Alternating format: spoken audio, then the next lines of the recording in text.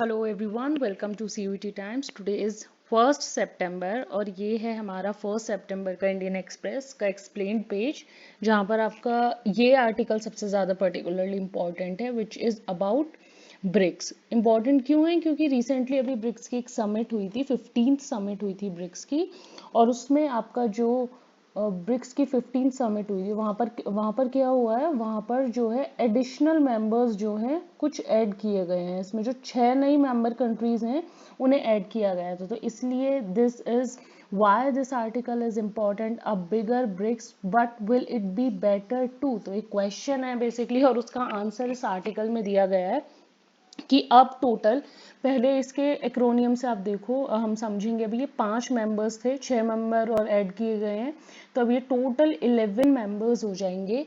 तो क्या ये वर्थ इट है कि इतना बड़ा जो ये ऑर्गेनाइजेशन जो है ये एक्सपेंड हुआ है, ये बेटर तरीके से फंक्शन कर पाएगा? So this is the question which is being asked in this article, and इसी में साइमल्टेनियसली इसका आंसर दिया गया है।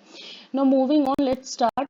सबसे पहले हम ब्रिक्स की एक बार बात कर लेते हैं कि ब्रिक्स है क्या। तो ब्रिक्स, ये देखो 5, आपको ना यहाँ पे 5 वर्ड दिखेंगे। This is an acronym for 5 countries: B for Brazil, R for Russia, I for India, C for China and S for South Africa. तो ये 5 member countries, emerging countries, developing countries थी जिन्होंने ऑर्गेनाइजेशन को form किया था। South Africa ने बाद में ज्वाइन किया था, पहले ये सिर्फ ब्रिक हुआ था, और साउथ अफ्रीका ने बाद में 2009 में ज्वाइन किया था। सो साउथ अफ्रीका, अगर इस वक्त हमसे पूछ रहे हैं who is the latest member, तो साउथ अफ्रीका था जो ब्रिक्स में सबसे बाद में ज्वाइन हुआ था। ब्राजील, रशिया, इंडिया और चाइना पहले ही थे। तो अब देखते हैं इसके ओरिजिन के बारे में और कौन कौन से जो नए मेंबर्स हैं वो ऐड हुए हैं। तो आई होप इतना समझ आया आपको क्लियरली कि ये 5 मेंबर्स हैं। और अभी जो 15 समिट हुई, अभी जो हमारी हुई है 15 समिट, ये हमें ध्यान रखना है कि हमारी ये जो 15 समिट हुई है, and Johannesburg declaration was released, जिसके बाद बताया गया कि Argentina, Egypt, Ethiopia, Iran, Saudi Arabia and UAE. तो मैं एक बार वापस रिपीट कर देती हूँ: Argentina, Egypt, Ethiopia, Iran, Saudi Arabia and UAE.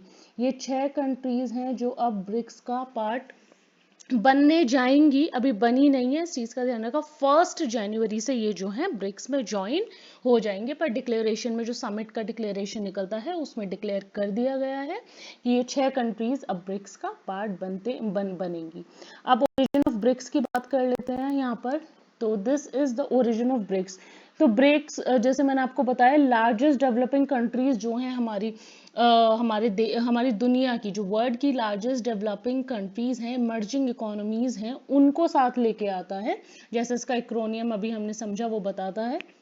And we know India is one of the largest developing economy. Even China किस तरीके से यूएस के साथ it is giving competition to US. So इसमें सारी वो वाली कंट्रीज हैं which are emerging in developing and actually developing at a fast pace. So this BRICS bring together 5 of the largest developing countries of the world. अब ये जो countries हैं ये 41% ग्लोबल पॉपुलेशन को रिप्रेजेंट करती है, यानी कि जो ग्लोबल पॉपुलेशन उसका 41% इन देशों में रहता है। और जो जीडीपी की अगर हम बात करें तो 24% जीडीपी जो है वर्ल्ड की, ये 5 कंट्री, अभी 5 कंट्रीज की ही हम बात कर रहे हैं, तो ये 5 कंट्री जो है रिप्रेजेंट करती हैं। लगभग आप ये देखो 100% में से 41% पॉपुलेशन तो सिर्फ इन कंट्रीज में ही रहती है, एंड 24% जीडीपी ये जो है कंप्राइज करती है। अब आगे चलते हैं, एक्रोनियम जो था। अच्छा, ये चीज समझने की है कि एक्रोनियम जो, ये ब्रिक जो एक्रोनियम था, ये पहली बार 2001 में यूज किया गया था। गोल्डमैन सैच्स ने, उनका एक पेपर निकला था, ग्लोबल इकोनॉमिक्स पेपर था वो, जिसका नाम था the world need better economic BRICS. और उस वक्त जो हमारी ये 4 कंट्री है ना, Brazil, Russia, India and China, ये अच्छा खासा परफॉर्म कर रही थी। ठीक है, these were the emerging economies. और इसी पेपर में प्रोजेक्ट किया गया था कि आज से ये 2001 में पेपर निकला था कि आज से 50 साल बाद जो है ये लार्जेस्ट इकोनॉमीज होंगी। इनमें से या तो सारी कंट्री, इनमें से कोई कंट्री जो है लार्जेस्ट इकोनॉमी होगी आपकी। तो आई होप ये क्लियर है कि 2001 में ये एक्रोनियम, एक इकोनॉमिक पेपर निकाला गया था, उसमें यूज हुआ था। अब तक ऐसी कोई ऑर्गेनाइजेशन यहाँ पर एग्जिस्ट नहीं करती थी। आगे देखते हैं फॉर्मेशन कैसे हुआ, और मैं ये आपको बहुत बेसिक से समझा रही हूँ, तो आई होप ये आपको इंटरेस्टिंग भी लगेगा। अब इसकी फॉर्मल ग्रुपिंग की बात करते हैं कि कब ये जाके ये जो ग्रुप बना, ये जो ऑर्गेनाइजेशन है, कब जाके ये हमारी बनी थी। तो इसकी अगर हम फॉर्मल ग्रुपिंग की बात करें, it started after the meeting of leaders of Russia, India and China. तो 2006 में 2006 में G8 ग्रुप ऑफ 8 की एक समिट हुई थी, और उसी की आउटलाइंस पे ये इंडिया, चाइना और रशिया के मिनिस्टर्स मिले, तब जाके इसकी शुरुआत हुई थी। अभी G8 जो है अब एग्जिस्ट नहीं करता है, अब एग्जिस्ट करता है G7। क्यों? क्योंकि इस G8 का जो ये ग्रुप ऑफ 7 पावरफुल इकोनॉमीज है, वो अगर आप ये वीडियो देख रहे हैं तो प्लीज कमेंट करके बताइए कि G7 में कौन कौन सी कंट्रीज आती हैं। पहले ये G8 होता था, और 2014 में जब रशिया ने क्रीमिया, जो क्रीमियन पेनिनसुला है, उसको एनेक्स किया, जो यूक्रेन में था उसको एनेक्स किया, तो उसके बाद इस G8 की ग्रुपिंग से रशिया को बाहर निकाल दिया गया, और वापस जो है इस ग्रुपिंग का नाम G7 रख दिया गया। रशिया ने ये जो G7 था इसको 1997 में ज्वाइन किया था, पर 2014 में it was ousted following this annexation of Crimea. तो उस क्रीमिया के एनेक्सेशन के बाद रशिया को बाहर किया गया, वापस ये जो ग्रुप ऑफ 7 बन गया। तो ये तो अभी रिसेंट हुआ 2014 में, पर पहले तो ये G8 होता था। तो जब G8 की समिट एक बार रशिया में हुई, एक बार यानी कि 2006 में, तो दिस ग्रुपिंग वाज फॉर्मुलेटेड, तब जाके ये ग्रुपिंग बनी थी। फर्स्ट मीटिंग हुई थी ब्रिक के फॉरेन मिनिस्टर्स की 2006 में ही, जब यूनाइटेड नेशन जनरल असेंबली की एक मीटिंग हुई थी। तो 2006 में ये जो है फॉर्मल इनकी मीटिंग हुई थी। पर पहली समिट की अगर हम बात करें, देखो 2001 में 2001 में इसका जो है आया है नाम, ये एक्रोनियम आया है। 2006 में पहली बार जो है एक फॉर्मल ये है कि ग्रुपिंग बनी है। एंड 2006 में 2008 में, सॉरी 2009 में जो फर्स्ट ब्रिक समिट थी वो हुई थी रशिया में। तो पहली, अगर कभी इस तरीके के क्वेश्चन आते हैं कि फर्स्ट ब्रिक समिट आपकी कहाँ हुई है, तो फर्स्ट ब्रिक समिट आपकी रशिया में हुई थी 2009 में, ठीक है, ये याद रखना है। तो first brick summit happened in 2009 and the country was Russia, और यहीं पर डिसाइड किया गया था, अब तक भी 2009 तक भी ये ब्रिक होता था, यहीं पे डिसाइड किया गया था साउथ अफ्रीका को ऐड करने के लिए। And it was decided to include South Africa at BRIC Foreign Ministers meeting in New York in 2010. So 2010 से ये जो साउथ अफ्रीका था हमारा, ये भी इस ग्रुपिंग का पार्ट बन गया था। तो इतना मैं आई होप आपको समझ आया है कि 2001 में पेपर आया है, फिर एक फॉर्मल ग्रुपिंग ब्रिक ने मीटिंग की पहली बार 2006 में, जहां G8 की समिट हो रही थी। उसके बाद 2006 में ही जो ब्रिक के फॉरेन मिनिस्टर्स हैं, इन कंट्रीज के जो फॉरेन मिनिस्टर हैं, उन्होंने एक मीटिंग की। पहली ब्रिक समिट 2009 में रशिया में हुई, और उसके बाद 2010 में न्यूयॉर्क की एक मीटिंग में साउथ अफ्रीका को भी ऐड करने का डिसाइड किया गया जो ब्रिक्स के फॉरेन मिनिस्टर्स की मीटिंग हुई थी।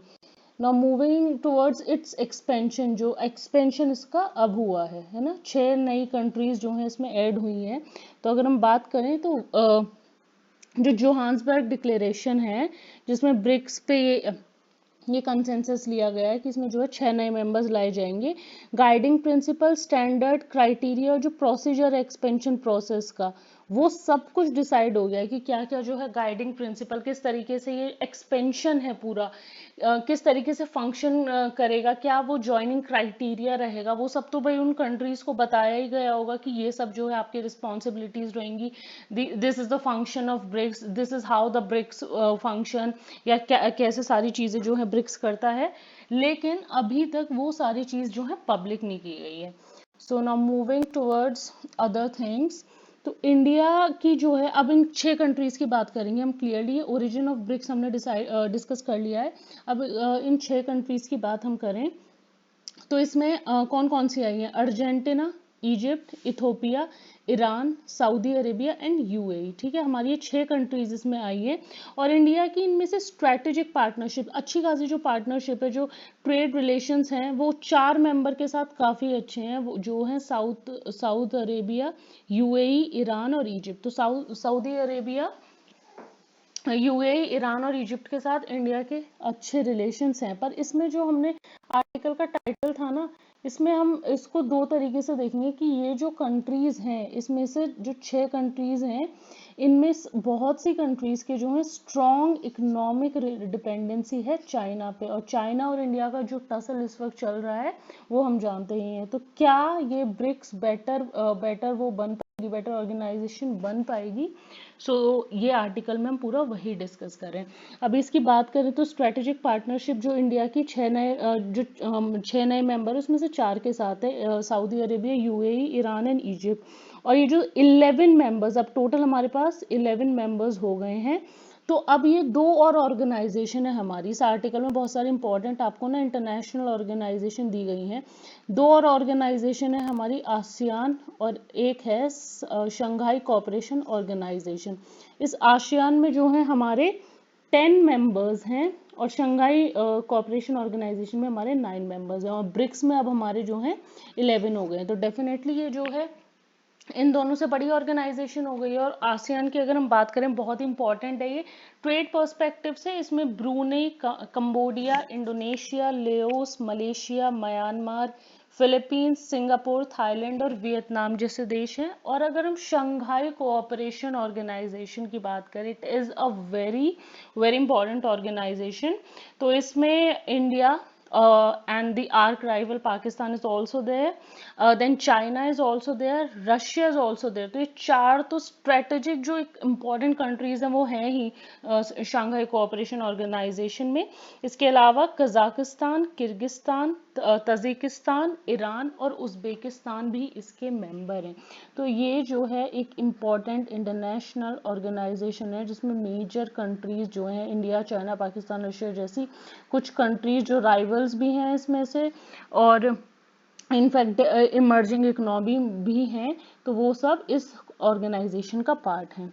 ठीक है, अब आगे अगर हम बात करें तो दिल्ली, अच्छा ये बोला गया है कि ये जो है ये जो ऑर्गेनाइजेशन है ये एंटी वेस्ट ग्रुपिंग है। जैसे ये G7 वाली जो ऑर्गेनाइजेशन है, ग्रुप ऑफ पावरफुल इकोनॉमीज है बेशक, ये जो 7 पावरफुल इकोनॉमीज हैं, तो इसको बोला गया है कि ये एंटी वेस्ट ऑर्गेनाइजेशन की तरह बनाया गया है, but India doesn't agree with it. And in fact जो फ्रांस है, जो P5 हमारे जो परमानेंट 5 मेंबर हैं यूनाइटेड नेशन सिक्योरिटी काउंसिल के और G7 मेंबर के, they have also express their interest in engaging more with this BRICS platform. और जो न्यू एंट्रेंट्स की अगर हम बात करें, they are emerging economies with potential size to many of these belong to global south. So nowadays this term is emerging, is in news very much, which is known as the global south, the south countries which are ruling globally, which have a impact globally. So this is very much in news. अब बात करते हैं इन 6 countries की। तो इसमें से कुछ countries हैं जो अफ्रीका और लैटिन अमेरिका का पार्ट है। ठीक है, लैटिन अमेरिका का ब्राजील तो ब्रिक्स का पार्ट पहले से ही था। तो ब्राजील के रिलक्टेंस के बाद भी ही उसका जो रीजनल राइवल है अर्जेंटीना, तो ये हमारी लैटिन अमेरिकन कंट्रीज है। प्लीज रिमेंबर, ब्राजील और अर्जेंटीना हमारी लैटिन अमेरिकन कंट्रीज हैं। तो ये दोनों रीजनल राइवल्स हैं। फॉर एग्जांपल जैसे हम इंडिया पाकिस्तान है रीजनल राइवल्स, राइट, उसी तरीके से ये दोनों हैं। तो ब्राज़ील ने क्या था, ऑब्जेक्ट किया था, और ब्राज़ील डजंट वांटेड कि अर्जेंटीना को शामिल किया जाए, बट कंसेंसस के थ्रू जो है इनको सबको इंक्लूड किया गया है। तो अर्जेंटीना जो है अब हमारा नया मेंबर बन गया है, और अर्जेंटीना लैटिन अमेरिका की one of the largest economies है। तो एक रीज़न ये भी है उसे इंक्लूड करने का। अब अफ्रीका की तरफ चलें तो ये तो लैटिन अमेरिका से हो गया हमारा अर्जेंटीना, पहले से ही ब्राज़ील था। अफ्रीका की तरफ चलें तो इथोपिया और इजिप्ट आए हैं। Rather than Nigeria, Argentina and Senegal. तो इथोपिया एंड इजिप्ट हैं हमारे दो नए मेंबर जो अब ज्वाइन करेंगे फर्स्ट ऑफ जनवरी से।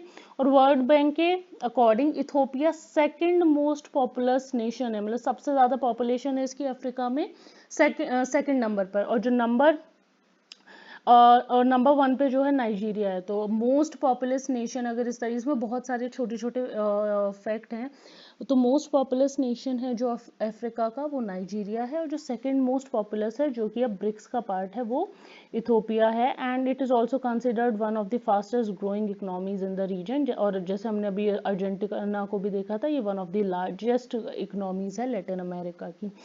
इजिप्ट, अब दूसरी जो कंट्री हमारे पास आई है वो है Egypt. It is also part of Africa. यहाँ पे देखा ना हमने अभी कि अफ्रीका से ही है ये भी। और इसकी भी एक जियो स्ट्रैटेजिक इंपॉर्टेंट लोकेशन है। क्यों? क्योंकि जो सुएज कनाल है it is operated by the Egypt. तो दिस इज इम्पॉर्टेंट कि सुएज कनाल, जहाँ वर्ल्ड की, यहाँ किसी पर्टिकुलर कंट्री की बात नहीं कर रहे हैं, बट 12% ग्लोबल ट्रेड जो है इस सुएज कनाल के थ्रू ही होती है, और वो सुएज कनाल जो है इजिप्ट कंट्रोल करता है। तो ये एक इम्पॉर्टेंट इसकी जो है लोकेशन बहुत ज़्यादा इम्पॉर्टेंट बन जाती है, और इसीलिए उसको ब्रिक्स में भी शामिल किया गया है। अब आगे चलते हैं। ठीक है, आगे अब हम अर्जेंटीना और इजिप्ट की अगर बात करें तो यहाँ पे थोड़ा सा एक चेक है कि ये दोनों की जो है ना, ये दोनों चाइना पे बहुत ज़्यादा डिपेंडेंट है, उनके साथ इनके अच्छे खासे जो है ट्रेड रिलेशन है। और अगर अभी रिसेंटली अर्जेंटीना की बात करें तो अर्जेंटीना इज बेसिकली, अभी क्या हुआ था यहाँ पे कि इन्होंने लिया था आईएमएफ से कुछ लोन, ठीक है। तो अभी वो फॉल्ट ना हो जाए, उसको वापस देने के लिए कोई कोई फॉल्ट ना हो जाए, वो ना दे पाए, तो इन्होंने क्या किया कि इन्होंने बीजिंग से कुछ करेंसी स्वैप की थी, और तब जाके वो आईएमएफ को वो पैसा दिया था। तो ये एक रीजन है कि अर्जेंटीना चाइना पे बहुत ज़्यादा डिपेंडेंट है। और चाइना की बाइलेटरल ट्रेड जो इजिप्ट के साथ है, यहाँ अर्जेंटीना और इजिप्ट की बात हो रही है, वो इंडिया से ऑलमोस्ट 2 टाइम्स है, डबल है। तो ये भी एक कंसर्न की बात है कि इनमें से आधी जो इकोनॉमीज हैं वो चाइना पे डिपेंडेंट है। और इथोपिया की अगर बात करें तो इथोपिया, यहाँ में एक छोटा सा फैक्ट है कि it is a Christian dominated country, और ये चाइना और यूएस का केयरफुल बैलेंसर है। तो ये भी कहीं ना कहीं चाइना से लिंक्ड ही है। अब कंट्रीज, एशियन कंट्रीज की बात करते हैं, ये अफ्रीका और लैटिन अमेरिका की थी जिनकी बात की। अगर एशियन कंट्रीज की बात करें तो सऊदी अरेबिया और यूएई जो हैं, they are the partners of US, and along with Egypt they have close ties of with. ये दोनों किसके हैं? यूएस पे डिपेंडेंट। सऊदी अरेबिया और यूएई, ये कहीं ना कहीं यूएस के जो हैं पार्टनर्स हैं। अब आगे चलते हैं कि सऊदी अरेबिया और यूएई का जो इंक्लूजन है, it is expected to lead to more mobilisation of financial resources for new development bank. अब यहाँ एक चीज की हो रही है, वो है हमारा न्यू डेवलपमेंट बैंक। अब न्यू डेवलपमेंट बैंक क्या है? न्यू डेवलपमेंट बैंक बेसिकली एक मल्टीलेटरल डेवलपमेंट बैंक है ब्रिक्स का। लेकिन इसका मतलब ये नहीं है कि इसकी जो मेंबरशिप है सिर्फ ब्रिक्स के लिए खुली है। Its membership is open to all UN members. तो यूनाइटेड नेशंस के जितने भी मेंबर्स हैं वो इस बैंक का जो है पार्ट बन सकते हैं। और इसका काम क्या है? बेसिकली रिसोर्सेज मोबिलाइज करना, इंफ्रास्ट्रक्चर और सस्टेनेबल डेवलपमेंट प्रोजेक्ट्स के लिए, स्पेसिफिकली जो इमर्जिंग मार्केट्स है जो डेवलपिंग कंट्रीज में होते हैं उनके लिए। तो यहाँ पर थे हम कि सऊदी अरेबिया और UAE is expected to lead more mobilisation of. तो इनका जो इंक्लूजन है सऊदी अरेबिया और यूएई का, तो ये जो मोबिलाइजेशन ऑफ रिसोर्सेज की अभी हमने बात की एनडीबी में, ये और ज़्यादा उसमें हेल्प करेगा। अब इन चारों को इंक्लूड करके ब्रिक्स हैज आल्सो एड्रेस एक और इम्पॉर्टेंट क्वेश्चन जो एथनिसिटी पे आता है कि मुस्लिम मेजॉरिटी कंट्रीज पे नहीं है। तो इन चारों कंट्रीज को इंक्लूड करके दिस ऑर्गेनाइजेशन इज प्रूव्ड कि ऐसा कुछ नहीं है, मुस्लिम मेजॉरिटी जो नेशंस हैं वो भी इस ऑर्गेनाइजेशन का पार्ट हैं, ठीक है। एंड अगर हम चलें आगे तो यूएई, ईरान, इजिप्ट और इथोपिया कहीं ना कहीं एक कॉमन रीजनल स्पेस शेयर करते हैं, जिससे जो वेस्ट एशियन और जो नॉर्थ अफ्रीका का रीजन है उसको सेलियंस मिलेगी। अब रशिया चाइना के स्टेक की बात कर लेते हैं एक बार। जो क्वेश्चन था इस पूरे आर्टिकल का कि रशिया चाइना के क्या स्टेक हैं, चाइना मतलब जैसे एक्सपेंशन हुआ है और उसमें हमने देखा कि बहुत सी कंट्रीज जो कंट्रीज ऐड हुई है उसमें से कुछ कुछ जो है हमारी चाइना पे डिपेंडेंट है किसी ना किसी तरह, या तो उसकी इकोनॉमी या फिर करेंसी स्वैप किया है किसी ना किसी तरह उस पर डिपेंडेंट है। तो ये इस तरीके से देखा जा रहा है कि China is trying to build its own bloc, ठीक है। तो ये तो चाइना अपना जो है खुद का कर रही है, पर ऐसा कुछ नहीं है, क्योंकि जो इस ऑर्गेनाइजेशन में जो डिसीजंस हैं वो सारे जो हैं कंसेंसस से लिए जाते हैं, जो सब मानेंगे वही चीज़ होगी। ऐसा कुछ नहीं कि चाइना कंसिडर कर रही इन कंट्रीज को हम ऐड करेंगे तो वो कंट्रीज ऐड हो जाएंगी। तो यहाँ पे जो सारे डिसीजन है वो कंसेंसस के थ्रू लिए गए हैं। और रशिया जो दूसरा बड़ा प्लेयर है उसका क्या है कि वो नेक्स्ट ईयर की जो हमारी जो ब्रिक्स की समिट होगी वो कजान में होगी और रशिया में होगी। अब रशिया जब से यूक्रेन पे अटैक किया है तो आइसोलेटेड है सारी चीज़ों से, है ना। अभी जो हमारी G20 समिट होने वाली है दिल्ली में, उसमें भी the Russian president has said कि वो अटेंड नहीं कर पाएंगे, कुछ और उनको काम है तो वो आ नहीं पाएंगे। May be he will attend it virtually, but physically present वो यहाँ पर नहीं रहेंगे। तो रशिया जो है उस यूक्रेन के अटैक के बाद से कहीं ना कहीं सारी इंटरनेशनल चीज़ों से आउटस्टेड है। तो जब ये ब्रिक्स समिट को होस्ट करेगा नेक्स्ट ईयर तो उनके पास भी एक मौका रहेगा अपनी बात रखने के लिए, जो डिप्लोमेटिक आइसोलेशन वो फेस कर रहे हैं। और रही इंडिया की बात की, ये जो चाइनीज चैलेंज है ये सबसे ज़्यादा इंपॉर्टेंट रहता है हमारे लिए, एंड हमें बस इस ग्रुपिंग को इस तरीके से रखना है। तो दिल्ली के लिए एक बड़ा टास्क होगा कि ग्रुपिंग जो है ऐसे ना चली जाए कि बीजिंग डोमिनेटेड ग्रुपिंग ये ना बन जाए। अब ब्रिक्स तो जैसे एक एक्रोनियम था, 5 कंट्री से बनता था, तो क्या ये जो 6 कंट्रीज हैं इनको वो भी इंक्लूड, मतलब इसका ये जो नाम है वो क्या होगा, वो 6 कंट्रीज इंक्लूड करने के बाद तो नाम जो है वो सेम ही रहेगा, क्योंकि वो एक ब्रांड है अपने आप में। तो this was all about this article and I hope आपको सारी चीज़ें जो हैं क्लियर हो गई हैं कि किस तरीके से सॉरी किस तरीके से जो है हमारी ऑर्गेनाइजेशन बनी थी और क्या क्या जो हैं अब इसके मेजर चैलेंजेस हैं, कैसे वो उसको जो है कंट्रोल कर सकते हैं, फेस कर सकते हैं। तो आई होप ये चीज़ें आपको जो है क्लियर हो गई हैं, कैसे ये टर्म आया था और उसके बाद किस किस तरीके से ये हुआ था। चलिए अब आगे चलते हैं। हमारे जो आज का दूसरा आर्टिकल है which is about Coke Borok. तो ये हमें इसमें बस हमें इतना याद रखना है कि जो कोक बोरोक है ये त्रिपुरा की जो है स्टेट लैंग्वेज है। It was recognised as an official state language of Tripura. 1979 में त्रिपुरा की एक ऑफिशियल स्टेट लैंग्वेज बन गई थी। तो रिसेंटली क्या हो रहा है कि last year home minister went there और ये था कि उन्होंने ही पेज्ड फॉर देवनागरी स्क्रिप्ट। अब ये जो हमारी कोक बोरोक लैंग्वेज है ये किस पे चलती है, रोमन स्क्रिप्ट है इसकी। तो बस ये याद रख लेना कि कोक बोरोक ये एक ट्राइबल लैंग्वेज है त्रिपुरा की। ऑल्सो हाँ, ये कोक बोरोक जो है एक ट्राइबल लैंग्वेज है, त्रिपुरा की जो है स्टेट लैंग्वेज है। 1979 में इसको जो है त्रिपुरा की स्टेट लैंग्वेज बनाया गया था। और उसके अलावा ये एक ट्राइबल लैंग्वेज और रोमन स्क्रिप्ट जो है यूज़ करती है। तो इससे हमारे लिए इतना ही इम्पोर्टेंट था। एंड हाँ, वन मोर थिंग जो आज हम डिस्कस करेंगे कि ये okay this is the map. तो ये थोड़ा सा इसको एक बार क्लीन कर लेते हैं। सो ये मैप जो आपको दिख रहा है, ये जो मैप आपको अभी दिख रहा है ये है हमारी अभी रिसेंटली क्या हो रहा है, जो बहुत से अफ्रीकन नेशन हैं यहाँ पर मिलिट्री कू हो रहा है। दैट मीन्स कि वो जो मिलिट्री है वो टेक ओवर कर लेती है गवर्नमेंट को, ठीक है। तो वो रूल करते हैं, बेसिकली मिलिट्री रूल एक तरीके से, है ना, कि जो आर्मी है वो रूल कर रही है किसी नेशन को। ये अगर जस्ट अ मिनट,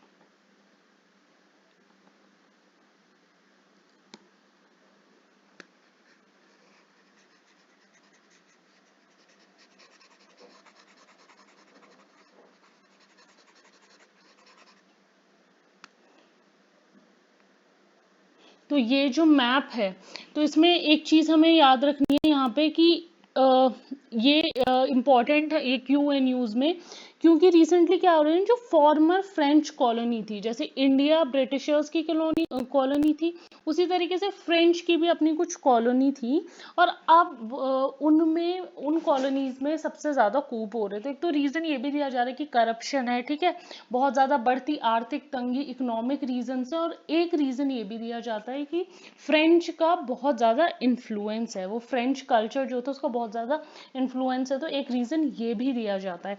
अब ये जो मैप आपको अभी अपनी स्क्रीन पे दिख रहा है, ये वाला, ये हमारी ये जो Burkina Faso, Mali, Niger, Chad, Gabon and Guinea, ये जो है हमारी कुछ फ्रेंच कॉलोनीज है। सिर्फ इतनी ही नहीं थी, फ्रेंच कॉलोनी और भी है, जैसे आइवरी कोस्ट हुआ, ठीक है, तो ये सब भी फ्रेंच कॉलोनीज है। पर अभी हमें इतना दिया गया है तो हम ये याद रखेंगे कि ये 6 जो है हमारी फ्रेंच कॉलोनीज होती हैं, Guinea, Burkina Faso, Mali, Niger, Chad and Gabon, ये हमारी और ये जो मैप है कि जैसे नाइजर है हमारा, it is bounded by Mali on this side and Chad on the this eastern side. तो ये जो मैप है आप इसका एक बार स्क्रीनशॉट ले सकते हैं। ये मैप हमारा, ये लोकेशन स्पेसिफिकली वो कंट्री जहाँ ये कू हो रहा है वो हमारा इम्पॉर्टेंट हो जाता है, और इसमें हमें एटलीस्ट अभी 6 कंट्रीज तो मेंशन की गई हैं। ये 6 जो हैं हमारी, ये हमारी फॉर्मर फ्रेंच कॉलोनीज हैं। तो ज़्यादातर इस वक्त जो कू हो रहा है वो उन्हीं कंट्रीज में हो रहा है जो फॉर्मर फ्रेंच कॉलोनीज थी। बस आज के सेशन में इतना ही। आई होप ये आपको इंटरेस्टिंग लगा और आपको सारी चीज़ें जो हैं क्लियर हो गई होंगी। Thank you so much, please subscribe कर देना चैनल को।